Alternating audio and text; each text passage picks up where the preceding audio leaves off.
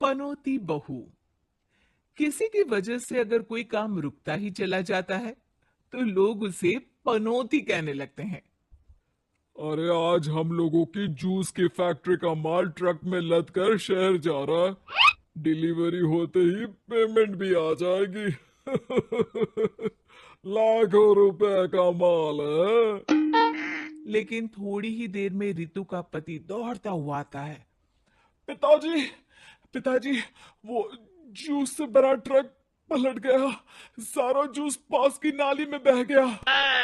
हे भगवान, तेरी शादी के बाद ये पहली बार ऐसा हुआ है। मैं तो बोल ही रहा था कि इस लड़की की कुंडली बनवा लो। देखा, आए दिन नुकसान। बेचारी रितु पर्दे के पीछे से ससुर की बात सुन रही थी, लेकिन करती भी तो क्या, कहती भी तो क्या। अरे रितु, क्यों उदास होती हो? मुझे भरोसा है तुम ही मेरे घर की लक्ष्मी हो। आई आई आई आई आई आई। अरे मेरे पैर में चोट लग गई है रितु, जरा चल डॉक्टर को दिखाते हैं। रितु सास के साथ डॉक्टर के घर जा ही रही होती है कि उसका पैर फंस जाता है और वो सास पर गिर जाती है। हाय रे, पहले से ही पैर टूटा था, अब ऊपर से मेरे ऊपर गिर गई। हे भगवान उठा ले मुझे भगवान। आये, आये, आये, कोई उठाओ तो मुझे। हाँ हाँ सासू माँ, लाइए हाथ दीजिए, यहाँ बैठिए, मैं पानी लेकर आती हूँ। अरे अब तो डॉक्टर भी चला गया होगा। अरे इस लड़की के कारण पता नहीं मैं अपने पैरों पर खड़ी भी हो पाऊंगी कि नहीं। माँ, बहुत घबराहट हो रही है। कल मेरी अपनी खुद की फैक्ट्री शुरू होने वाली है। पता नहीं कैसा रहेगा मेरे लिए बिजनेस। अरे क्यों नहीं बेटा, अच्छा होगा। इतनी लगन और मेहनत जो की है तूने, बस तेरी बीवी का मनहूस साया ना पड़े। अरे जब से आई है कुछ ना कुछ मनहूस होता ही चला जा रहा है। कैसी बात कर रही हो माँ? एक तो वो अपना घर परिवार छोड़कर हमारे लिए यहाँ आई है, और तुम हो कि। खैर, दिन बीतते हैं और एक दिन। निकल इस घर से, मैं कहती हूँ निकल। जब से यह लड़की मेरे घर की बहू बनी है, हर जगह घाटा, हर जगह नुकसान। कभी सास का पैर टूट रहा है तो कभी जूस का ट्रक ही गिर जा रहा है। अरे अब तो हद ही हो गई। मेरे बेटे का इतना भारी एक्सीडेंट कि वो कोमा में चला गया। वो तो शुक्र है कि जान बच गई। नहीं नहीं, हम ऐसी लड़की को अपने घर में रख ही नहीं सकते। अब तो रीतू को भी लगने लगता है कि वो मनहूस है। वो चुपचाप घर छोड़कर निकल जाती है। चलते चलते रीतू एक जंगल में झोपड़ी में पहुंच जाती है, जहां एक साधु तपस्या कर रहे होते हैं। आ गए बेटी, क्यों परेशान होती है? ये तो जीवन का नियम है।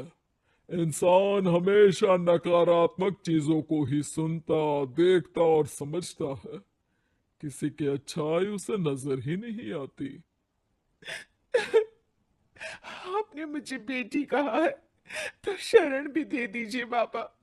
मैं आपका सारा काम कर दिया करूंगी, बस आपके जीवन में मेरे जैसी बेटी की वजह से कुछ बुरा ना हो। साधु आंख बंद करके मुस्कुराता है और रितु उनके घर की बेटी बन जाती है। पिताजी, भोजन तैयार है, आकर खा लीजिए।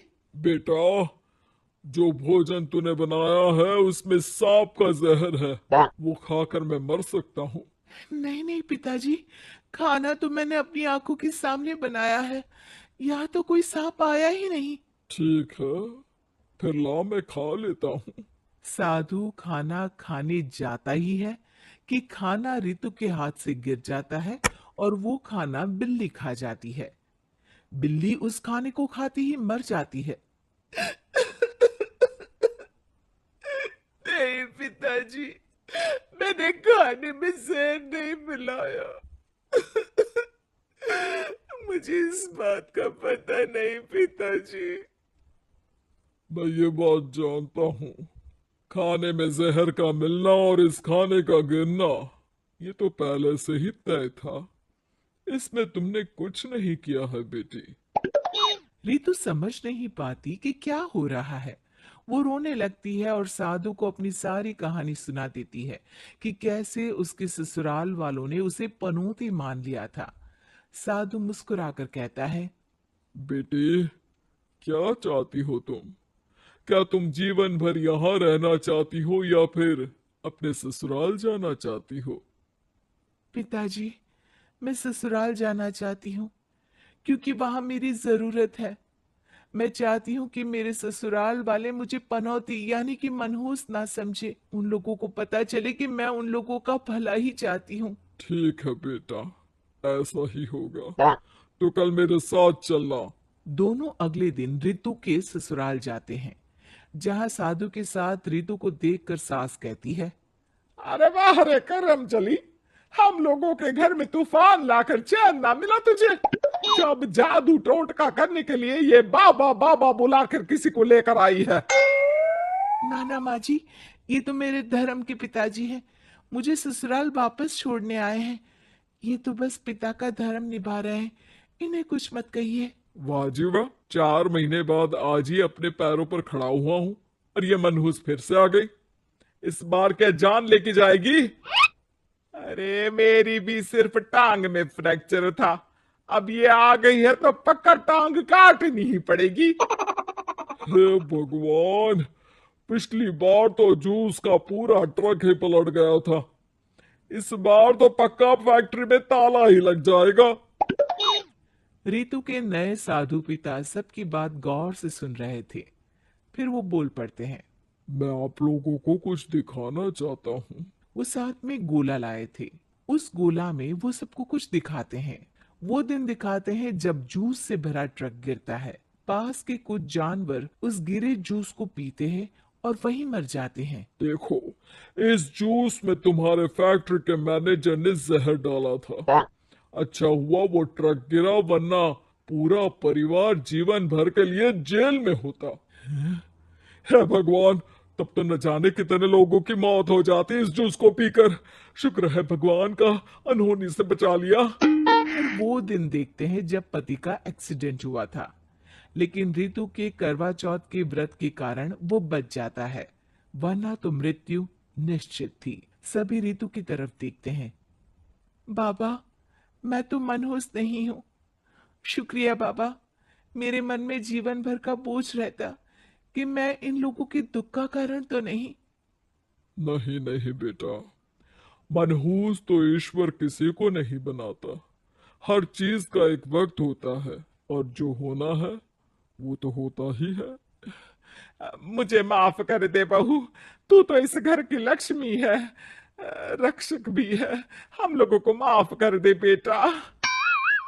रितु को ससुराल में छोड़ बाबा वापस चले जाते हैं।